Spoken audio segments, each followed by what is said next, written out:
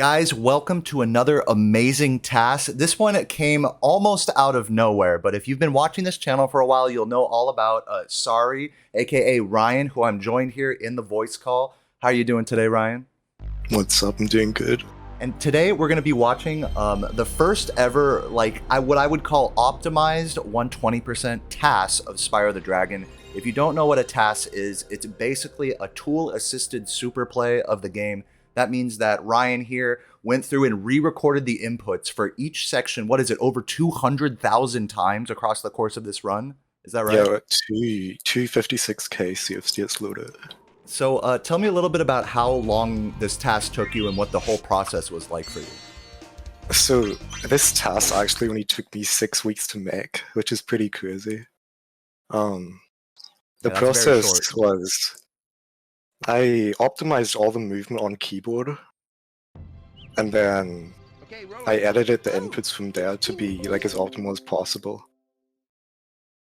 I see. And that's basically it.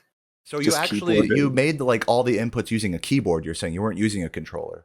Yeah, I basically everything you're seeing here was a keyboard, and then there's very, very minutiae edits to be done to just optimize it more.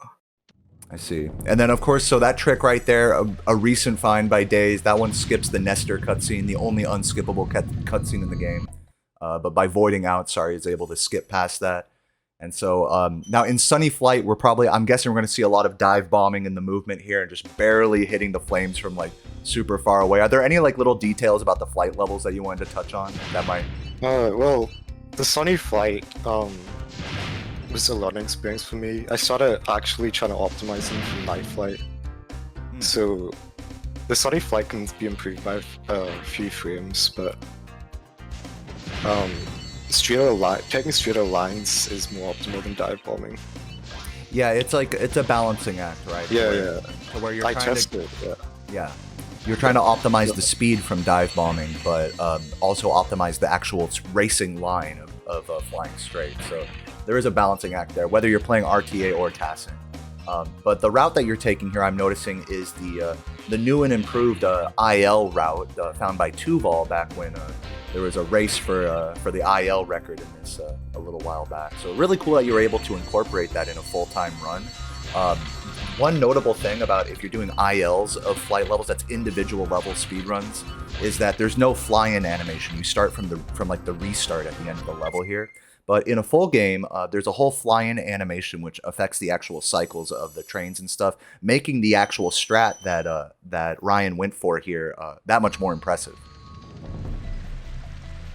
Wow, you're gonna be seeing. Yeah.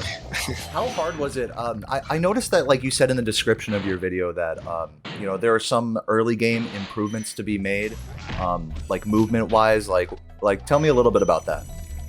So the movement you can improve on, you have to like really be looking for. It's flame disassociation and pyro jumps, mainly. Flame disassociation basically disconnects the hitbox of the flame from Spyro, which allows you to take tighter lines, and pyro jumps, you get a flop animation from magic stairs most commonly, which allows you to jump higher. Yeah, explain pyro jumps one more time. I've actually never heard of that technique myself. It's my accent, like pyro jumps, jumping higher. Basically, you get a flop from letting go of charge when doing magic stairs or skitter jumps, and the flop carries momentum into the jump. Yeah. I see what you mean. Yeah. We actually take advantage of that. I know, like with like some Misty Bog stairs I do in my actual RTA world record, I take advantage of that momentum conservation. That's pretty cool. I'm sure like the actual TAS itself definitely gets like the full momentum conservation from that. But yeah, a magic stair, to those of you guys who don't know, is when you are just holding X and square to go up. You'll see that here, like that first stair he went up, also going up these stairs here. He's just holding X and square there, and so we call those magic stairs. But as you can imagine, that preserves upward momentum, getting to the pyro jumps that Ryan was talking about. Pretty interesting. But yeah, this level, like we didn't touch on some of the strats here, but like notably the lamp proxy, squeezing between the lamp here, really crazy strat. I really like that jump. But yeah, notably, like with some of the routes, like I would say in this level, like the actual routing wasn't too far away from what you would see in like a real-time speedrun. I definitely am like looking at this through the lens of a real-time speedrunner, so I'll definitely be like kind of noting what things are like real-time viable, like for a human to do in a run, and what things are less so. But a lot of the tiny moves, especially in the early game here in Artisans, where there's no supercharging or like really crazy platforming that's required of Spyro, the micro optimization is more in the realm of I think what's humanly possible. But yeah, just barely doing a Go ahead. Sorry, no, you go ahead. Sorry. Like I was just gonna say the like the amount of jumping that you're doing is like barely enough. If you guys are familiar with this game, you like hold X in order to jump higher. But for each of these ledges where he's not doing like a pyro jump or a magic stair, he's barely holding X for the exact amount of frames in order to get up like a stair. So that's like a notable micro improvement. Also with the thief right here, flaming and then jumping away in order to skip the animation. Part of that, was there a flame disassociation that you were mentioning, like on that? Yeah, there was. The one I'm talking about, like flame charging with the flame disassociation. Yeah, exactly. It can be kind of hard to see that, but you'll know that the flame disassociates. I mean, you'll know because it like visually disjoints. Like you'll see the flame like in front of Spyro, but like the actual hitbox itself is disjointed, from what I understand. But yeah, you know, for those of you guys just watching, and maybe you're not super familiar with Spyro TASs, they really start to heat up a lot once we get into supercharging, which we'll be talking a lot more later in the run. In Magic Crafters is where we see our first supercharge ramp. And that's where we start to get into the realm of like, all right, this is humanly impossible movement. But we'll talk more about that as we get there. Even some Peacekeeper stuff. Yeah. Yeah, but for now, I would say like a lot of the movement, it's just extremely like precise. Is you know, not like impossible for someone to do, but just very precise versions of already possible movement. But yeah, so Ryan, I know you were talking a lot to Pete guy in the Spyro Discord, as well as like Nitrovsky and other people kind of like theory crafting about this. I wanted to ask, like, are you actually like a Spyro player or speedrunner? Like, what's your history with this game? So, I grew up, this was the first game I ever played at 3 years old. And I've always loved it. I've been following the speedrun world records for years now. I had a very, very old PAL run of 2 hours 45 minutes when I was 12 years old. Wow. It's unlisted on YouTube. That's cool. What year was that? I'm not. Wait, hold on. That's great. That must have been like one of the first runs ever. No, I'm 18. Oh, okay. Oh, okay. It was 2016, 2017 or something, I think. Yeah, that's cool. So, you know, like a lot of us, you grew up with the game, you remember it, but you know, while you did do your own sort of like, I guess you could say casual speedruns, you weren't really like super into the actual speedrun community of this game until you started digging into this TAS. Is that fair to say? Yeah. I do have hardware to speedrun, I just haven't really tried. No, I don't blame you. I might get into it now though. Yeah? You're thinking about getting into it? Yeah. This is the first like normal right change, I guess. It's Saboom's right, it's using community gold, but not really anyone else does it. Uh-huh. Yeah, so, you know, this route is definitely more reminiscent of what you see in any percent where we go to this dragon early. The normal 120% route collects more of like what you would, like the traditional route through the level where you kind of go to the left at the start after the first dragon. But notably, you know, Saboom did several like pretty interesting reroutes of 120%, notably in like Dry Canyon as well as Town Square here. And it's one of those things where it's cool to try like RTA, but it's a lot more interesting in a task situation like this because you're able to like really fully optimize the extent to which like a route like that can save time. Whereas when you're a human and you're doing slightly riskier strats and having to get used to that, oh, really cool. That's our first squeeze proxy of the run, right? Yep. You want to talk about what that is? So squeeze proxy is whenever you get stuck in between a wall and the enemy hitbox, and the game cannot. Well, the game tries to push you out of the hitbox, but has nowhere else to go, so it just forces you upwards as a failsafe. And the cool thing about this route is just how it ends there like that. It all just kind of spirals down from the top of the level, which is just, to me, it's like, it's very satisfying to watch. But yeah, hopefully, how many more, is this going to be, you think, like a bit more of a proxy heavy run, or do you think you could have, like, squeezed in some more? Like, what are your thoughts about the amount of proxy? There's a proxy there. I'm not sure how many proxies there are, but there's 2 levels with 3. Probably in total about 15 proxies or something like that. Yeah, it's a bit of an interesting question because in this category, there's not a lot of room to actually to be proxying off of a lot of things. Like a lot of categories, or some categories, were made like with the whole kind of concept that you're able to do more tricky movement. You want to talk about like what the strat is with these dogs here, what you're doing? Okay. So, basically, you make the dog jump, and then you flame the dog again. Oh, you flame the dog when it's at the peak of its jump, causing it to jump again, and that makes it despawn. And the gem homes in because of that. Yeah, very weird kind of niche mechanic that wasn't really known about until, like, I would say within the last like year.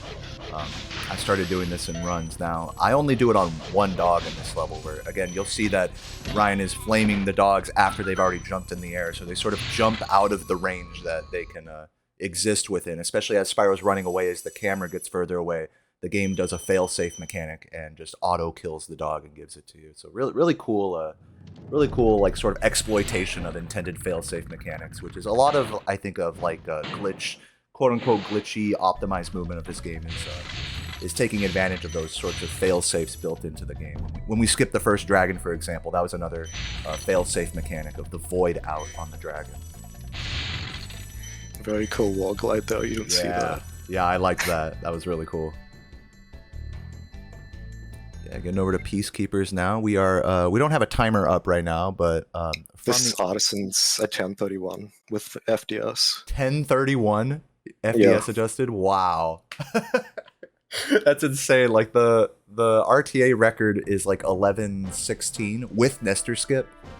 So that's really crazy. Shoutouts to Adam the Dragon for that, by the way. So yeah, Peacekeepers. Now, one thing, and like we kind of touched on this at the start, but like as you went through this task, as you were working on it more and more, wow, this wall glide, you started to get more comfortable with the actual like mechanics and optimization. Like, how did that whole process like kind of go on in your head? Like, what really got more optimized as you were playing? From Haikyu's and onwards, I was watching Luminescent Sky's TAS, and I realized like the flame was like way more disconnected from Spyro's head, so I was doing something wrong. And I tried I tried like doing a walk and recharging flame perfectly to get the gem. And when I realized that worked, I was like, oh, I've been doing this wrong the entire time. And that's when I started like really just doing it from there on. So it's just kind of a realization thing. Yeah, Luminescent Sky is really good at those flame disjoints or flame disassociations like we were talking about earlier. They really, it's one of those things where it just looks so crazy when you do it like fully like turned off to the side as much as possible. That flame completely disjoints from Spyro and it just looks so odd.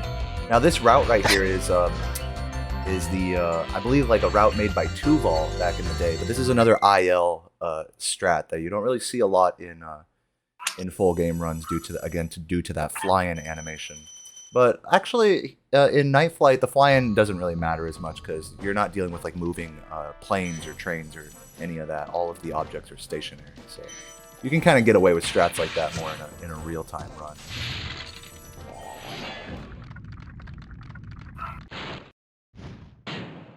This wall glide here was very difficult to do for me.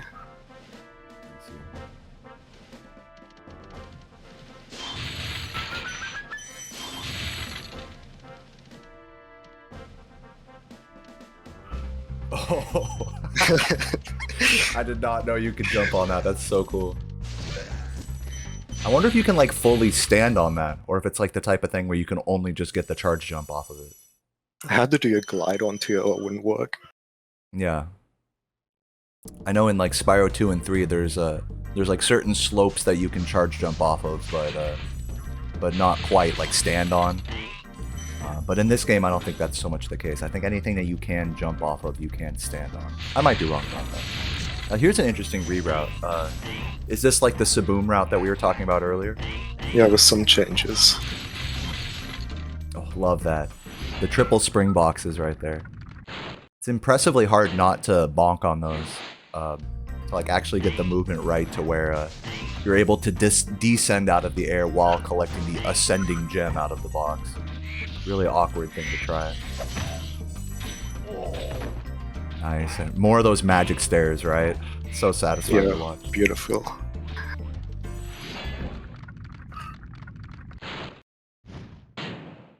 Now, since this is like 120, I'm assuming we will be doing a credit skip at the end. Yeah, credit skip.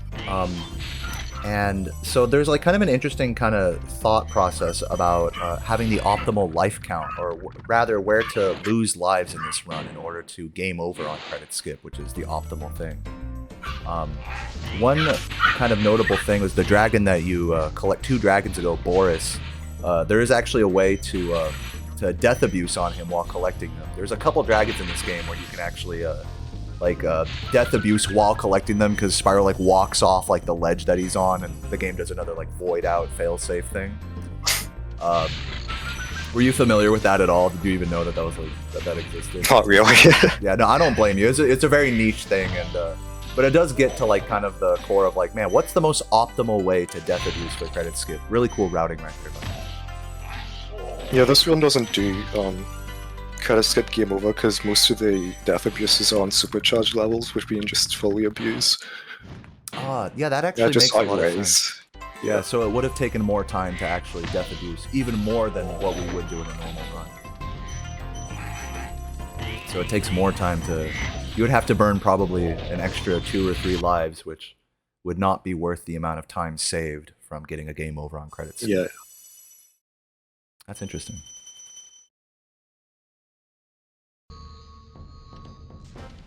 Clifftime is the first big rewrite level. So, did you like I know with TASs, a lot of, or even segmented runs for that matter, a lot of them are kind of like sort of community projects. Like recently, the Any % TAS that came out of this game, which if you guys haven't heard of, you should definitely check it out. Toasted Cat just put out a commentary of that. But I know that there are oftentimes like kind of community efforts, like, you know, one person's making a few segments, another person makes a few others. Were you considering kind of like doing a sort of compilation with other people like that, or you just were like, all right, this is gonna be a solo project and that's it? Cool jump. I was at first, but then I just like I wanted to do it solo, just personally, and it would just be slightly faster. Yeah. Wow. So awesome. So awesome. Oh, and jumping on that side, I always forget that you can stand on that little side part of the mountain. So cool.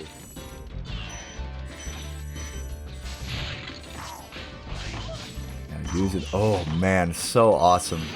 And these are proxies that you don't see really in even like real-time runs, even Vortex runs, but this is the optimal way to ascend the play. One of several optimal ways. I think there's a lot of creative routing you could do here. You could probably even do several different, like... Were you considering doing different routes here? Did this level take a minute to sort of hash out? Yeah, it did take a while. The birds were the biggest problem, trying to find the best route for them. Yeah, because even when you get all of this lower area stuff figured out, then they're using the Mama proxy to get up high. Now there's this bird section, which is like, that's its own whole like kind of can of worms of how to optimize the routing for it. They're just so awkwardly spaced apart, you know. It's like hard to know, hard to minimize downtime in between birds and gem collection here. That was an age slip right though. What is that? If you get a flop animation off of a wedge and hold... if you get a flop animation and you do the turnaround animation as you're falling, you like kind of stick to the wall. Which is a weird thing. So you got the turnaround animation as you were falling off the ledge? Yeah, that made me stick to the wall enough to grab the gold without turning around. Yeah. in a real-time run, we would just jump charge down that, but that's like just one of those really cool. Like I wouldn't have even had any idea about that. That's why I'm so glad you're on commentary. You're illuminating mechanics that I didn't even know existed in this game. Shemp time. Where are the Dr. Shemp fans at?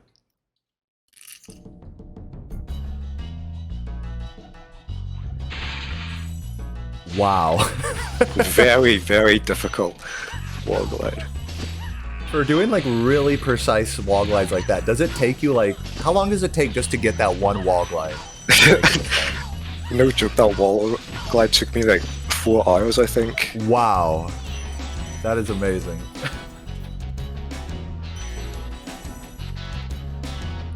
Really hard to actually grab all the gems on top of that tower exactly right.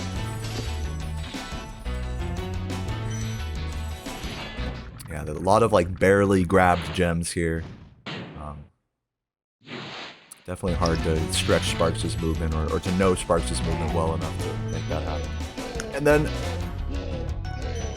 Yeah, oh yeah, that's Sea of Frame. Yeah, I see what you're saying.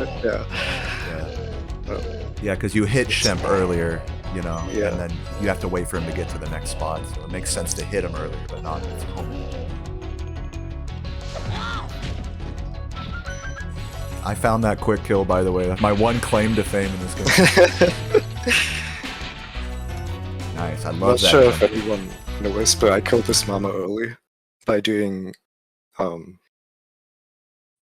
jump charge into a charging jump, which gives you extra height, and just barely hitting her toes.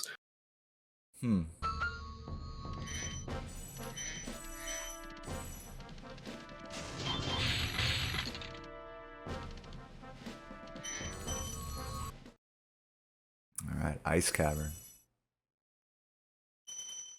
I'm wondering if there's going to be... Are we doing any backwards routing here? I'm kind of curious. This is my first time watching this task, by the way. So it's nah, nothing like that. More straightforward. But man, those magic stairs going around the side of those stairs like that.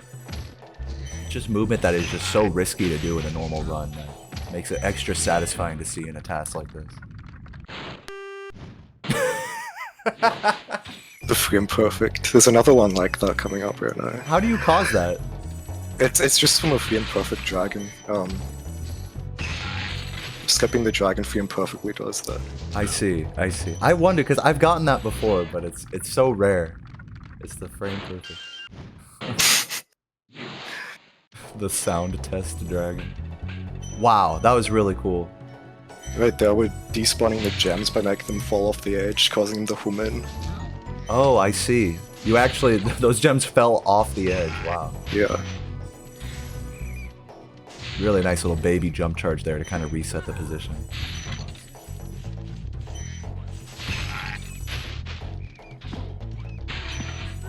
Yeah, to those of you guys who don't know, these poles right here are really annoying because you're supposed to bonk on them, but with careful movement you can sideswipe, and then with this manipulation that Ryan does here, he actually gets the gems to fall off the side. Do you do that in that section as well? Yeah, all forge fall off. Yeah. So man, and that must take like really long to figure out because it's like you're already running away by the time, you know, you have to like be paying super close attention to the gem count in order to know whether you've gotten that or not. Basically what I did for that was I just changed inputs very slightly, then ran a bit forward and turned around to check, and just did that until they were all gone. Ah, and then you can just re-record that little last part. Yeah. I just want to reiterate, 250,000 re-records, right? Is that what it is? I mean, man, over the course of, you said 6 weeks? Yeah, I grind a lot. How many hours a day do you think you spent on this? I don't even want to say. Yeah, it's okay. Basically all my awake time, almost. It's truly amazing, especially for an extended period of time. I always make sure I'm not playing the game so much that I'm getting like burnt out from it. But that amount of grinding, like whether it's a task or runs or glitch hunting or whatever, to me that's like really admirable. That's just something I know like I wouldn't be personally capable of. Very nice. Yeah, those poles blew my mind in that level. That was awesome.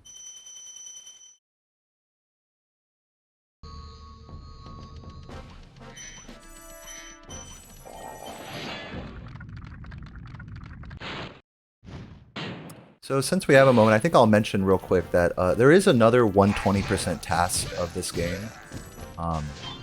But that one was called the 120% Theory TAS, which if you look up 120% TAS on YouTube, you'll probably see that one first. The commentary I did with John Unfill, who made that back in, I want to say, like 2020. That run was more focused on doing strategies that are like humanly viable, and it wasn't really as optimized as a TAS either. Now that we're in Magic Crafters, after Alpine Ridge, we'll start to see more of why someone would want to make like a humanly viable, human theory TAS, it's called, versus something like this. And that's kind of where these two tasks, I think, are going to diverge a lot in terms of their, just their movement and whatnot. Yeah, honestly, the supercharging is a big reason why I did this. It's really satisfying to do. I can imagine it's one of the most fun parts of actually tasking this game. We should just make like a supercut like compilation of all the supercharged sections. That would be beautiful.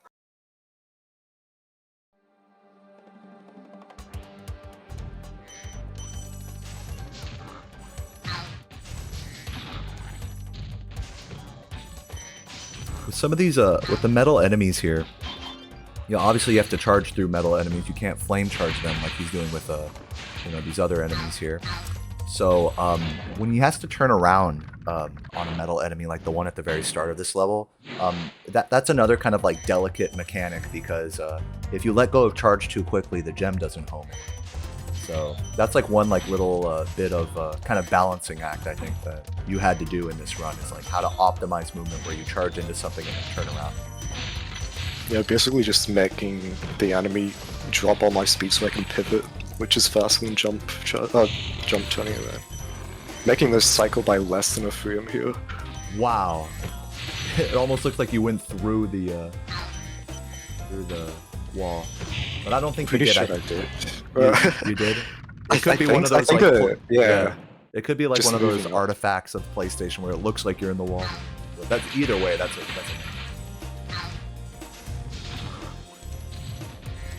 Yeah, normally you're really limited by the cycle in this level. Even if you go fast, you have to sort of wait for that last little like moving platform before the dragon in this section.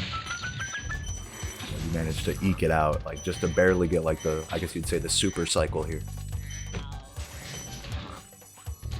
These stairs are whenever I started realizing that if you back up, like if you jump in and back up on a staircase, you can give Spyro more space to charge on the stairs, so you can do it, charge on the stairs earlier because of that. I see. So you're like kind of holding back on some of these jump charges on the stairs, is what you're saying. Yeah, basically every staircase from now on, I will be doing that.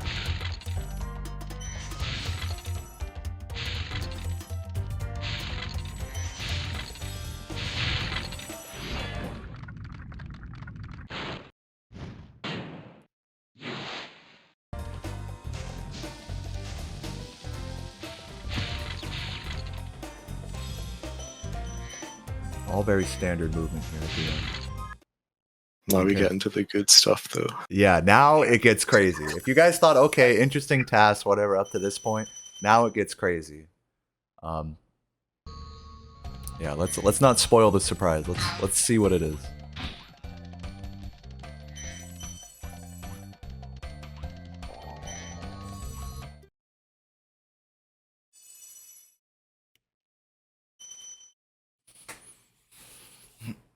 Ah.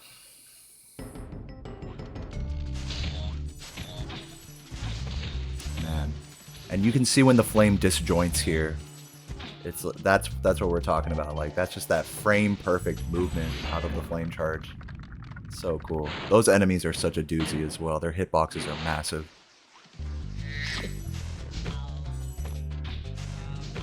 Another age slip here into a triple flame charge.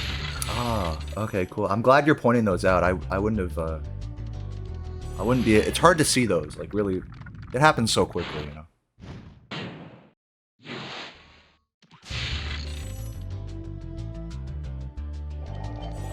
And for supercharges, we want to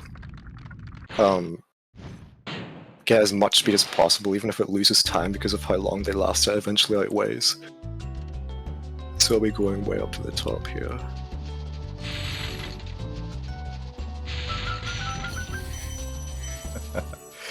Yeah, jumping on that supercharge ramp as high as possible to maximize the speed. And jumping on that thief a very specific way to not get bonked by him, right? Yeah. I didn't know you could go over that part. So those of you who might be used to this game may not realize what's happening here. These are called supercharged sharp turns. And would you like to just kind of quickly nutshell explain like what a supercharged sharp turn is? So it's believed supercharged sharp turning. It's whenever the inputs have like some weird RAM overflow or something causing this, and it's you do a 1 in 256 angle on the analog stick and then hold the direction of the D-pad, and it causes this. Claps. That was beautiful.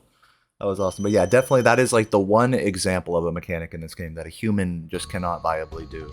This is like this is a TAS only thing. But now that we're here in Magic Crafters where there's so many supercharged ramps, we're gonna start to see like this TAS really shine with its routing. And we're gonna get to see Ryan get very creative with all this movement. It's so cool. You wouldn't dream in a million years to collect all that stuff in one go on a normal run. Wow. So cool. So cool. Is it extra challenging to like try to route this with like the increased speed when you really like abuse the landing on top of the supercharge ramp to get that extra speed? Does it make it like kind of harder to? Yeah, I can imagine. Lofty Castle, I don't get full speed because there's a specific strat I cannot just do with full speed. I see. Okay. Yeah, definitely point that out to me whenever you're thinking about speed and not necessarily going as fast as possible. Because supercharge ramps, as you can see, they let you go really, really freaking. They let you go even faster than that, actually. So we'll be seeing that, especially in levels with double supercharge ramps like this one. We'll probably start to see examples of the maximum supercharge speed, which is called red smoke. Awesome. And actually, the way you do that proxy there is extra difficult. For some reason, it's just a weird discrepancy about those wizard proxies.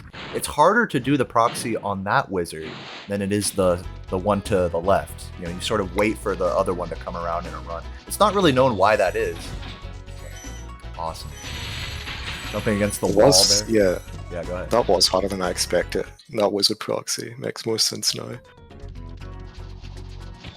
Yeah, just one of those weird, thing. But yeah, jumping against the wall there in order to land on the shelf before getting to that island. Wow. Really optimizing that jump. So cool.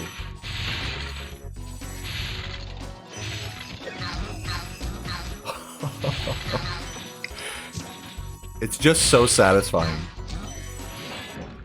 And then landing perfectly on the dragon.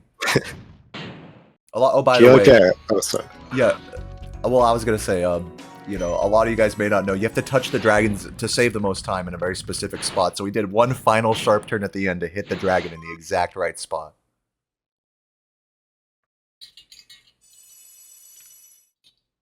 So just that one level right there, how many sharp turns would you say were in that level? Like, if you were to just guess, probably 80 or something, maybe more. 80? I would have guessed like a few hundred. That would have been my I'm not sure. I'm not sure. Maybe. I don't know. And again, each one of those is like a near perfect input. That Ryan here had to sit there and put in the emulator and be like, okay, this one sends you the right angle in the right way. It just flies by so fast. I mean, TASs like this, it's hard to appreciate the amount of effort that goes into a level like that.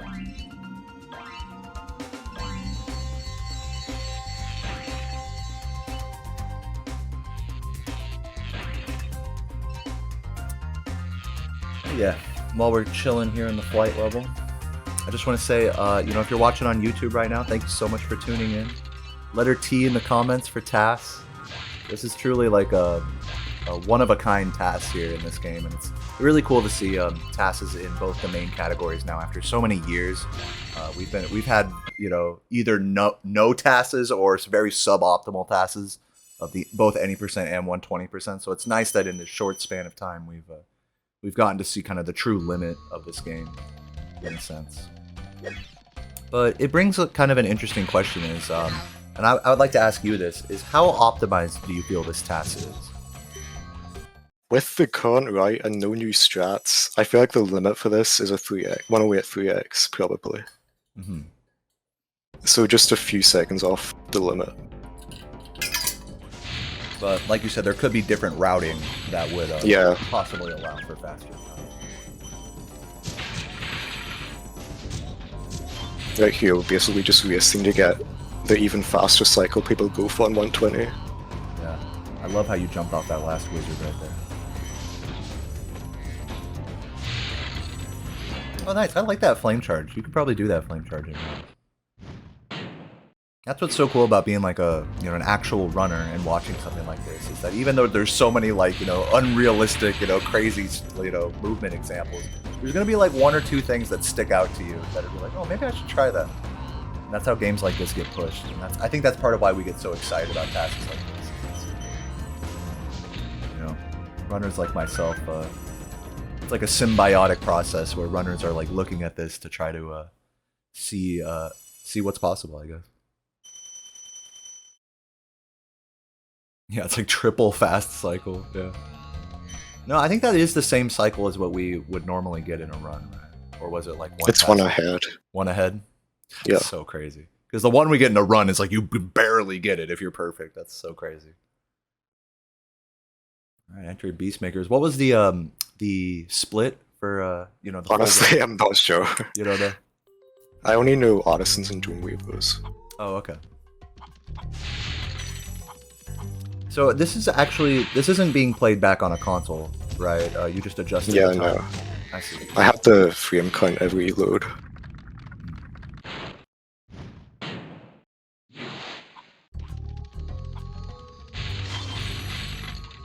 Yeah, I think it is possible to play back TASs on console. I know Waffle Wizard has done it for his Vortex TAS, but it seems like not easy at all.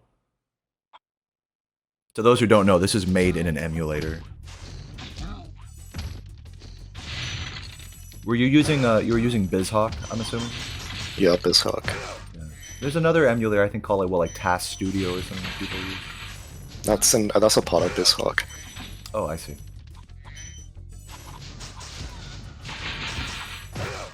Getting those 2 gems to home in from these fan chests there, it's really impressive because of the actual, something that like that as a casual viewer you might not recognize is that he's so close to a lot of these objects when he gets them to home in after a flame charge.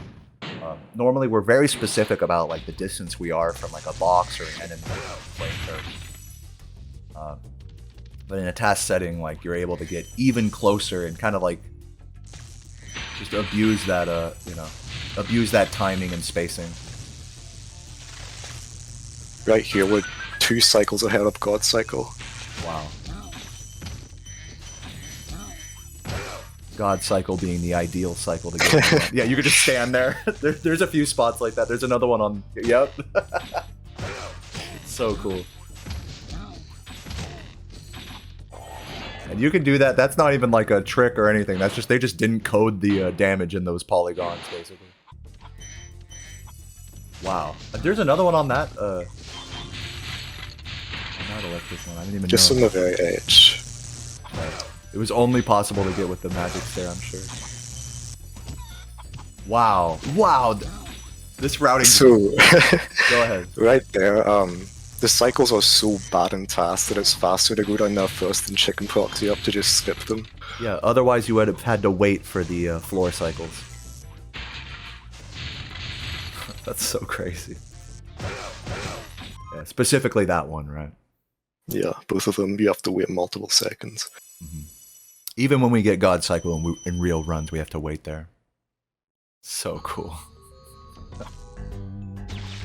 Taking a damage abuse here in order to have invincibility for those 2 firework chests. If you just flame the firework chests, they sizzle and take a few extra seconds to explode.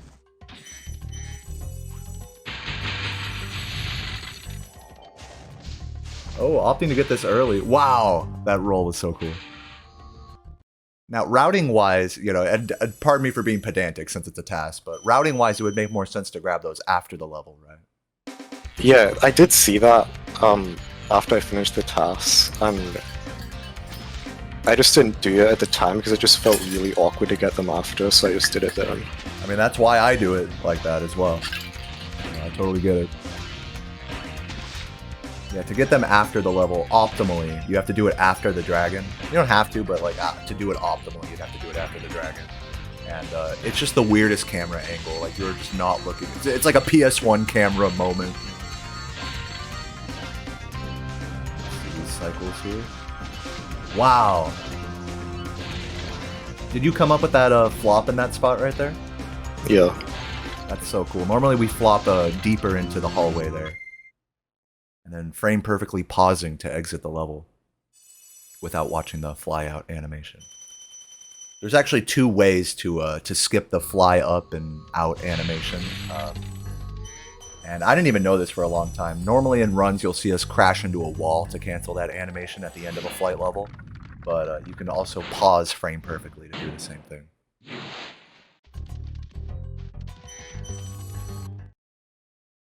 Just for reference for improvement here, I improved my Misty Bog single level task by 3 seconds without any new strats. Yes, because I remember when you started this project, you started in Beastmakers, right? You were doing some individual levels there. Yeah. Yeah, I made a video a little while back where we reacted to Misty Bug. You improved it by 3 seconds, though, you're saying. Yeah, without anything new.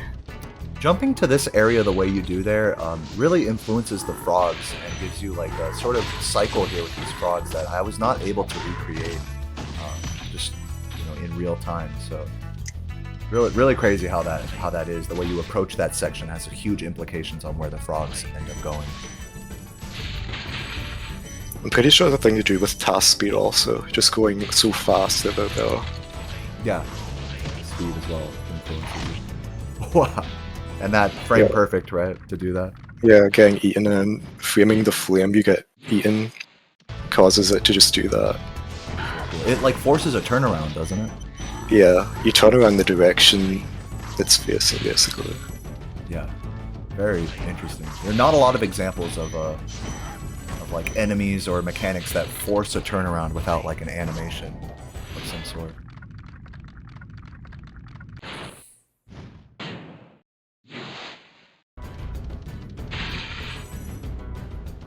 I mean, if any of you guys remember this level casually, I mean, seeing him fly through that bottom area, even for me as like a speedrunner, it's just like, even if the movement itself isn't like, oh, okay, this is like the most it's just the cleanness at which he's like just cleaning up the enemies and still maintaining good lines. Like we can't even think about like having correct like good lines there. We're just reacting to the enemies in a run of this level.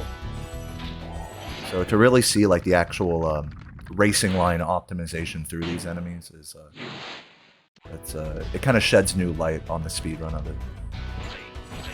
Here I do a jump charge to bring him towards me, which lets me charge jump that ledge though. The last enemy in the line, you mean? Yeah. This is one of the worst levels or worst areas. Beautifully destroyed. Yeah, destroyed. Amazing. And I love the cleanup there is like a zigzag. A lot of times in runs we'll do like a full circle of the room, which is just suboptimal like routing.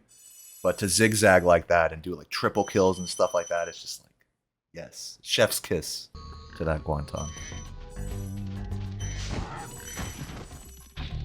And yeah, all these enemies, especially here in Beastmakers that we saw in Misty Bog, that hog right there, for example, the way all the movement that Ryan does exiting the level and running up to that hog affects the direction that the enemy's AI goes. So I'm sure there was a lot of thought. Yeah, I'm sure there was a lot of thought put into that as you were going through these sections. Now, opting not to grab the 2 monkeys later. This is different than I think though than the treetops task you did, or maybe I watched Pete, guys. What was it? I'm not sure. It was Groksu. Groksu, thank you.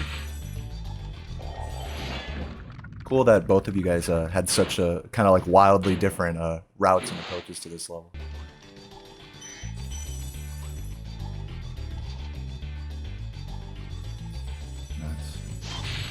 Really hard not to bonk on the ramp when you do that.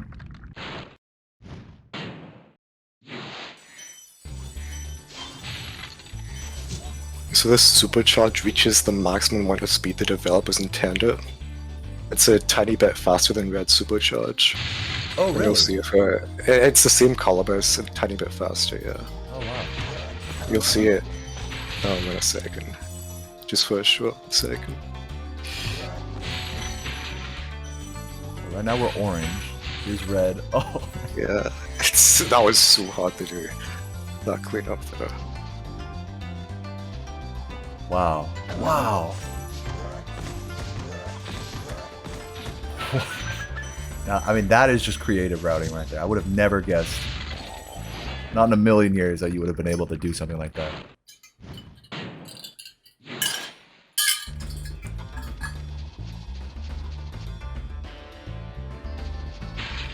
Barely making that jump.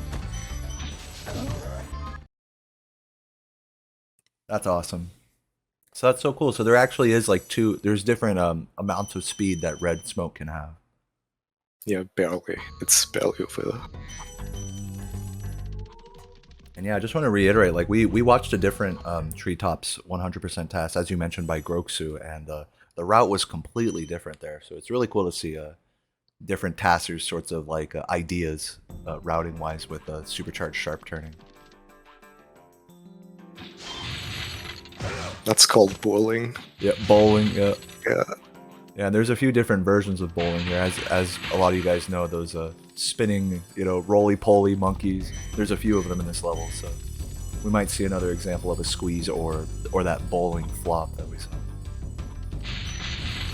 Look out for the pyre jump that's about to come. Right there. Wow, man, you can really get so much height with that. I had no idea you could get so much height doing that.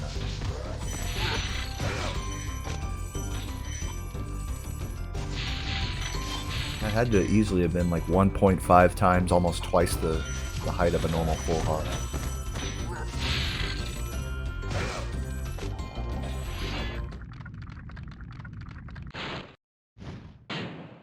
Here are the goals. Just manipulate Metalhead to basically kill himself with the laser. To save some time. Yeah, that'll happen on normal runs sometimes by accident as well. To do that intentionally is pretty nifty.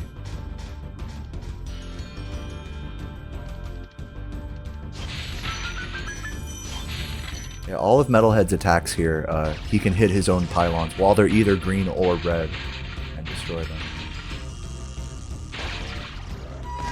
Yeah, he's doing the same thing on that one. Very neat.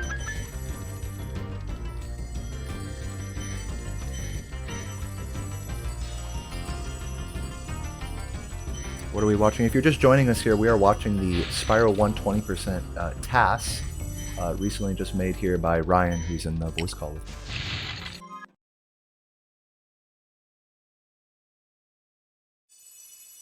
Yeah, nice Metalhead. Yeah, I actually appreciate that there wasn't like an excessive amount of like squeeze proxying, that you took advantage of the pyro jumps to make the routing that much cleaner. I've seen a million different videos of people squeezing here and squeezing there in Metalhead to try to come up with like a devil's advocate route. But yours just makes the most sense for a TAS.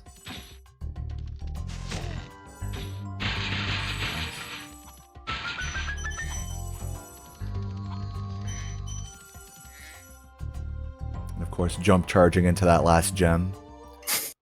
Very annoying like design there, that if you don't do that, the balloonist will talk to you and freeze the world around you before you collect it.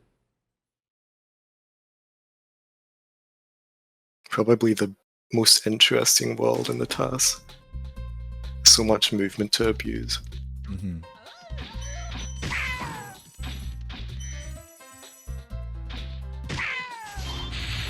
Yeah, because not only do we have... Man, I love the flame charges here. Aren't they just so satisfying? Because yeah, not only do we have some supercharges like in Haunted coming up, but we have like moving platforms and enemies to proxy off as well. So it's kind of like the greatest hits of all the worlds. This is probably my favorite level. Yeah. I'm really curious what the routing is going to be here. I'm guessing it won't be so straightforward as a normal one.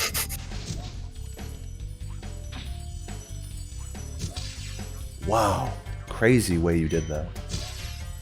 Yeah, using the enemy's like flying away body to help with the flop. Yeah, it's like a double proxy kinda. Yeah, like an assisted proxy. Really. So neat. You gotta love that.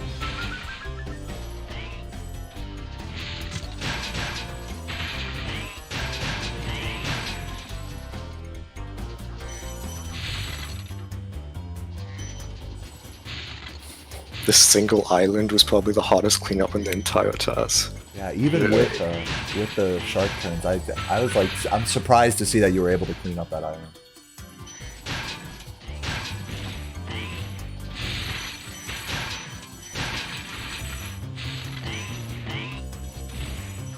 Nice lighting on that. So cool.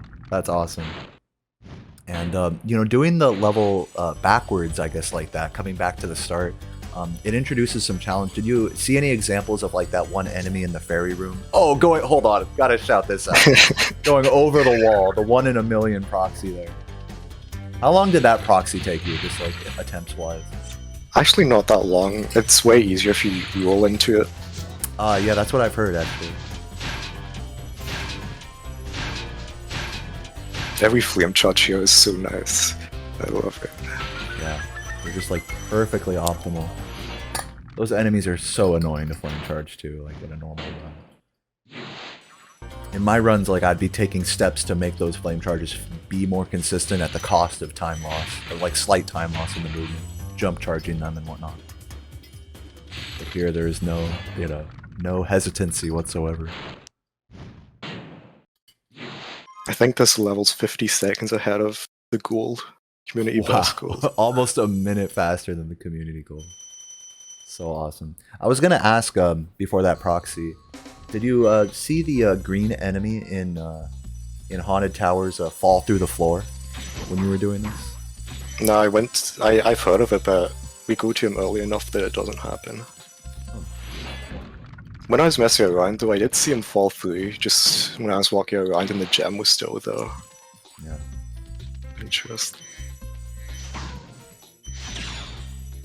Wow. Love how early those shots are. That's something I think that could probably be applied to an RTA, you know, normal run as well. Nice. The flop.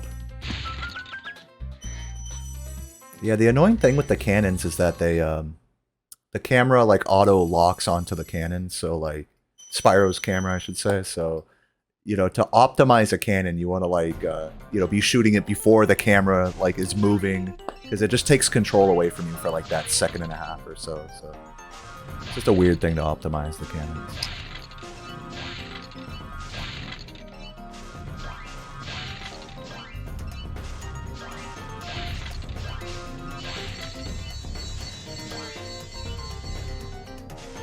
Yeah, I definitely appreciate like how in the flying levels, you know, you go low, you are trying to optimize the speed, but that you are paying like thought to not just like crazy dive bombing everything.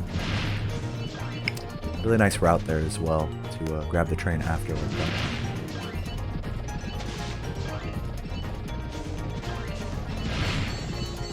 Thankfully the last flight level in the run, because I hate these. You hate them? Yep, they're just boring. Yeah, they are.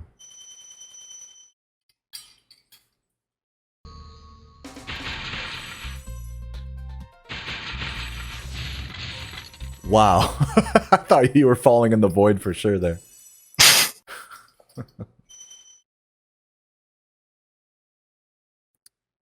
Alright, and this is one of the last levels that really has like a really open design, you know, not so linear.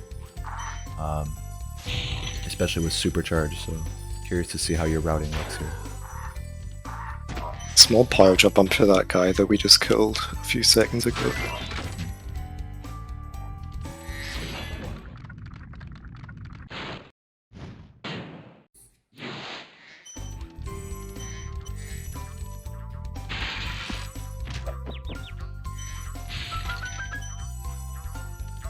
Nice.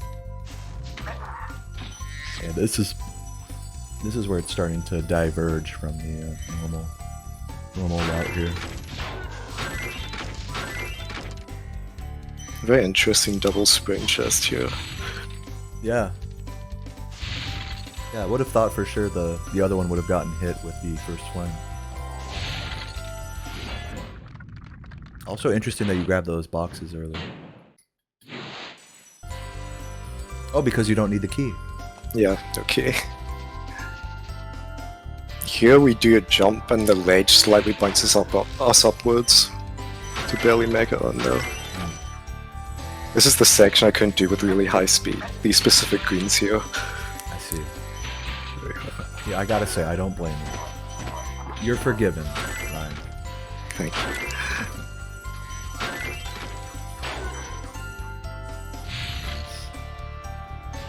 Right there was a supercharged pyro jump. Oh, Just okay. jumping over an auto jump, which gives you more height. Yes, I see what you're saying. I think that's kind of like a similar like concept to how bumps work. You know, supercharged bumping off of like a slanted ledge. It's like you sort of jump alongside an auto jump. You know, kind of delay the jump to give yourself extra height.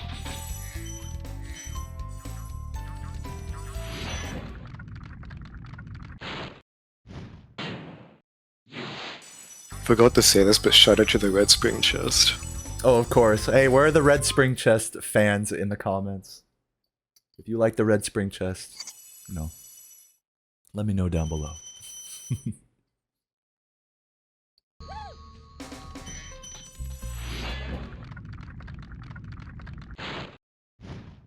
I know Latif is another one that can have like the audio glitch weirdness. That dragon can actually crash your game if you grab it incorrectly. With the firework chest. Yep. Another cool optimization some of you guys may not be picking up on is when he enters the portals, he like kind of turns off to the side parallel with the portals so that way the camera touches it more quickly. Which is a bit faster, kind of counterintuitively.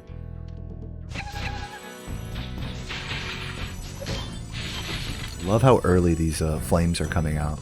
Ordinarily, when you flame behind like a chest or something like that, it'll get eaten by the enemy or whatever thing you're flaming in front of.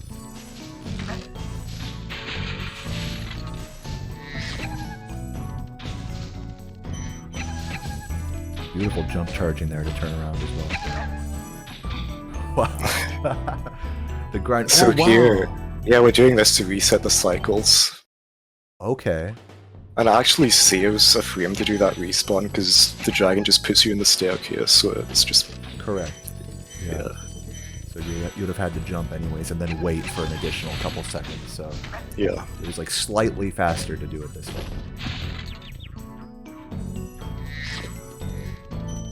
Wow, the delayed grab by Sparks. As Sparks is flying back towards Spyro after eating something, Sparks can see a gem that you were at, you know, as you're running away. Sort of like a delayed grab.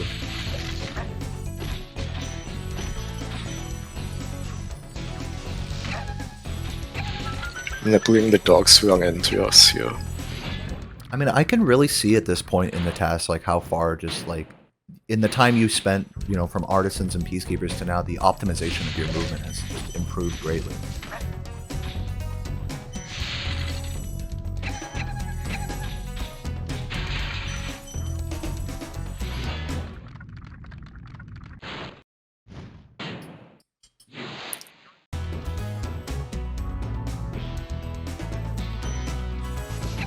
Seeing a lot more of those like jump charges to reset, like, you know, the turn and whatnot.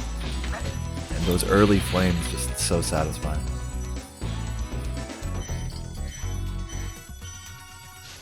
I'm surprised you couldn't magic stare those. It was close, but I just couldn't do it. I don't know if the gem would have grabbed either. Mm-hmm. A lot of times to hit like weird magic stares like that, I imagine you have to kind of turn like, you know, sideways with the stare, which affects the lines as well. Yeah, the grinding. Yeah.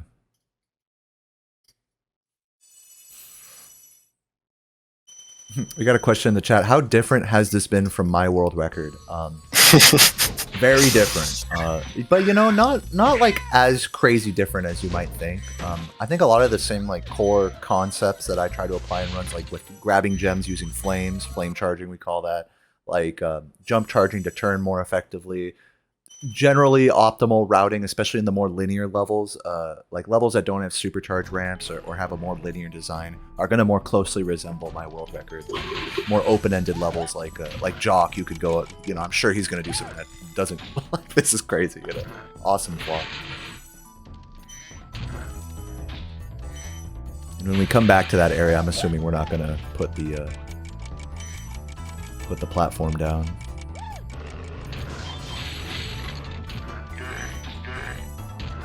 Wow.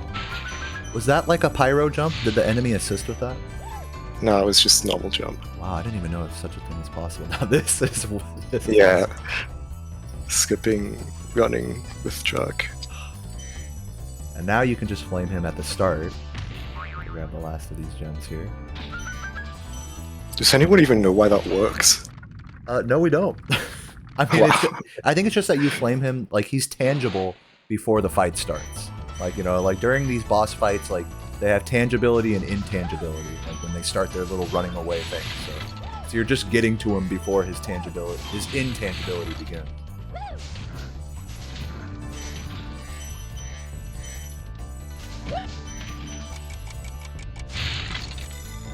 Nice. Oh, and the little extra like wall glide on the platform itself. So crazy. Were you the one that found that? I know someone found that like semi-recently. It was the holographic squid that found that. Ah. Yeah, not easy wall gliding at all.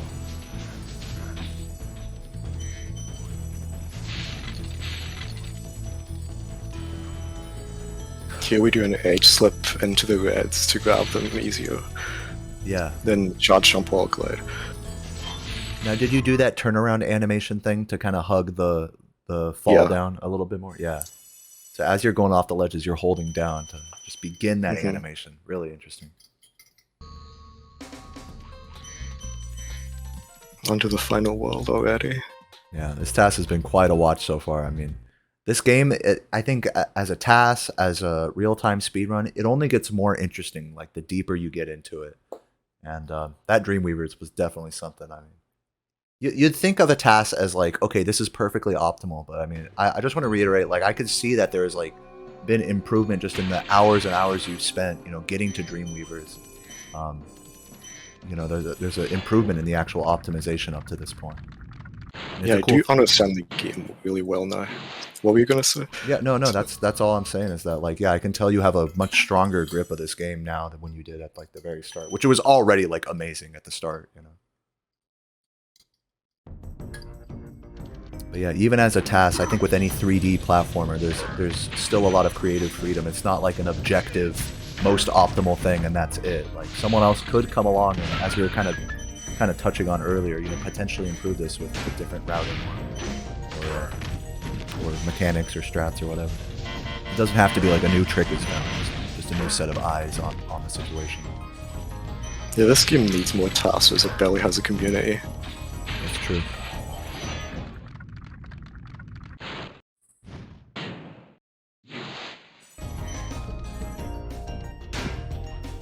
Interesting thing here. Oh, sorry. Go ahead. Interesting thing here. The cycles don't start until you pass the barrel, so it's over a second faster to just frame that guy, and just wait for the TNT explosion to progress the cycles here. As opposed to just like running straight into it. Yeah, the barrel. Whenever you're hitting the barrel, it's not progressing the TNT cycles at all, so it's just wasting time. I see. Wow, cool way to get around that first guy. Yeah, and the cycles for the TNT idle animation, I think is what you're referring to with the big guys. It's relevant because the enemy he killed right before the dragon there needs to be on a certain point of his cycle. Early hit him.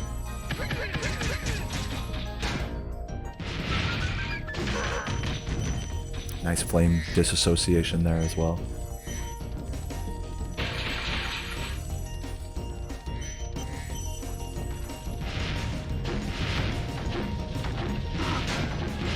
Wow. Yeah, that's like a thing that can happen with that barrel that it tries to lock on to the guy. Like, do you have any thoughts about how that happens? It happens when the guy's throwing the barrel down, it carries momentum when you charge into it. Yeah, really wonky looking barrel hit.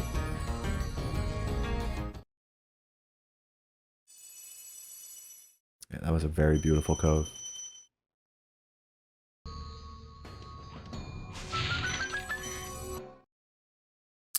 See a question in the chat. What's the end time?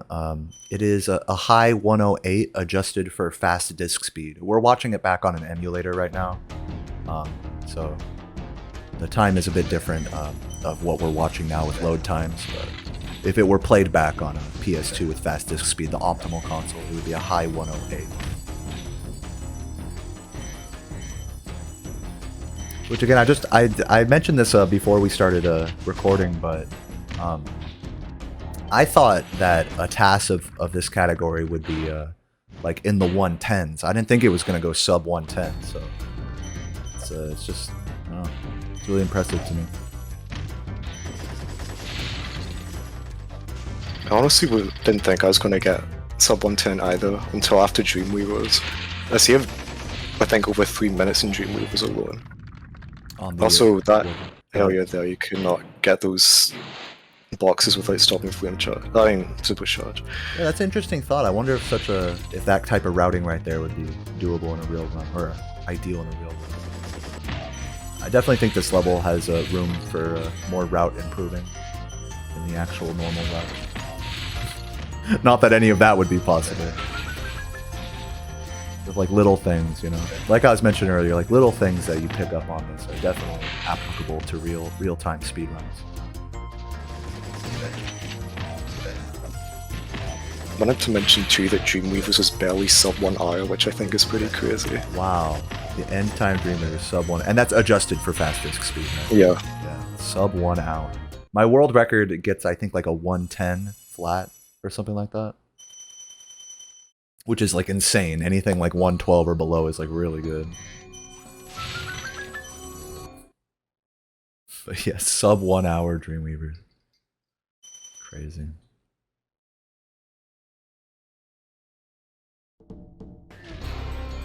Alright, so we're gonna get some semi-quick kills on the thieves. You don't actually need a super fast quick kill him because we're just grabbing all the gems anyways. Yeah, just doing at the spot where we can run this straight line. I should have mentioned this mechanic, but you can really see it here is the what we call the skitter jump, where you're anytime there's a hill that's like not too steep, you can just hold X and square going up, and you get kind of like a glitchy half charge jump, half just normal charge up it, which is a little faster.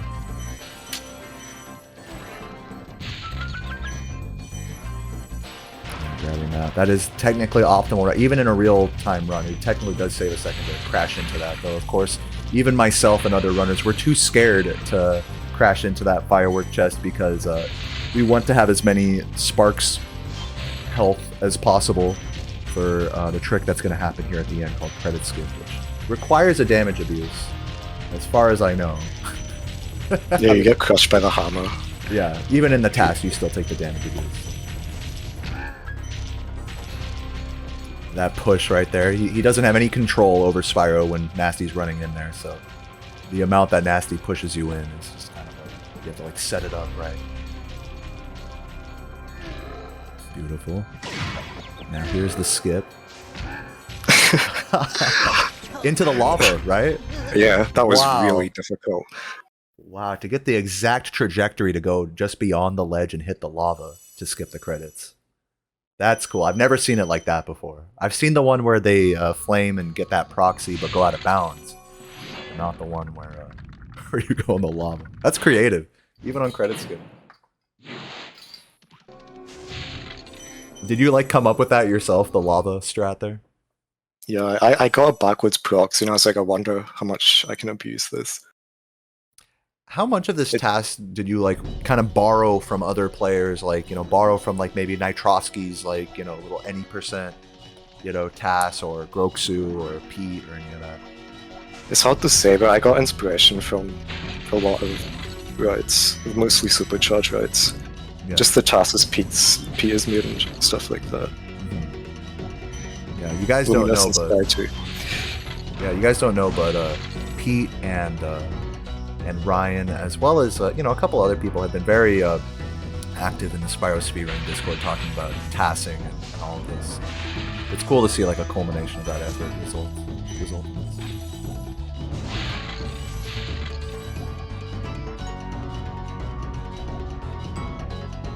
With that said, this was all pretty much you. Like,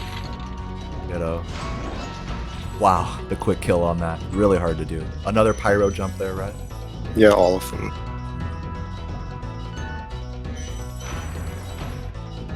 Wow, so cool. I mean, seeing those jumps, man.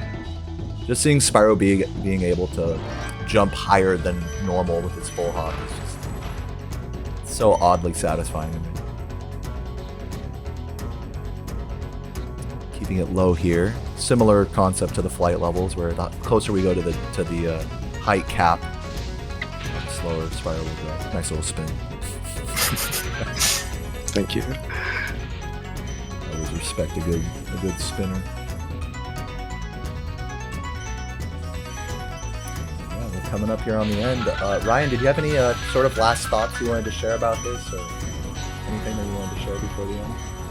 Just in general, if anyone wants to come TAS this game, please do, because it needs to be a bigger community for this game, I feel. There's a lot to be found still, in my opinion. I agree, well said, both in the TAS realm and in real-time speedrunning. I was just mentioning in Twilight Harbor, see like little things that could possibly be applied to real-time runs, and so it's not so disconnected as you might think. This optimized TAS versus a real-time speedrun, they are one in the same, and the two like sort of help each other. We help each other grow in a lot of ways. You mentioned that actually that you were watching like a lot of players, not just TASing, but like just watching runs to like get ideas, right? Yeah. So it's not so different as it might seem at a glance. It's like, oh, it's hyper optimized. No, there's a long way, even for what I would consider a highly optimized game like Spyro 120%. I think there is still a fresh pair of eyes goes a long way in things like this, in TASs and in main category routing. Even if we think we found it all, there's always something a little bit more, a devil's advocate route, or even just a player that's able to push the movement further than anyone else. I mean, it's really the sky's the limit with this hobby, and I'm just glad that we have people like you, Ryan, that are bringing a fresh set of eyes and a really high amount of energy and work to this game to help lift it up for the rest of us. So thank you for being here, man. And thank you for having me. Yeah, and on that note, guys, thank you so much for watching. If you liked the video, leave a comment, T for TAS, and if you want to see more TAS reactions, do let me know down below. There is, as I mentioned earlier, a new any % TAS, which I might link down below, but if you want to see me react to that as well, I can definitely do that and shed whatever limited amount of light I can on it. But in any case, guys, thank you so much for watching, and I will catch you guys in the next one. Peace. Damn.